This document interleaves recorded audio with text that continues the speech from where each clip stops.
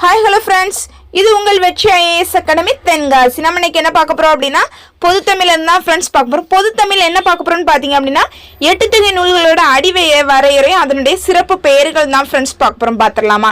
நீங்கள் இன்னும் நம்மளுடைய சேனலை சப்ஸ்கிரைப் பண்ணலாம் அப்படின்னா சப்ஸ்கிரைப் பண்ணிடுங்க. ஓகே, இப்போ கொஸ்டின்ஸ் போயிடலாம். ஃபர்ஸ்ட்ல என்ன பார்க்க போகிறோம் அப்படின்னா நற்றிணை 9 to 12 அடிவரையறை, இதனுடைய சிறப்பு பெயர் நல் நற்றிணை. குறுந்தொகை அடிவரையறை 4 to 8, சிறப்பு பெயர் நல்ல குறுந்தொகை. 500 அடிவரையறை 3 to 6. அடுத்ததாக கலித்தொகை அடிவரையறை 11 to 80, சிறப்பு பெயர் கற்றறிந்தோர் ஏத்தும் களி. புறநானூறு 4 to 40 அடிவரையறை, சிறப்பு பெயர் புறப்பாட்டு.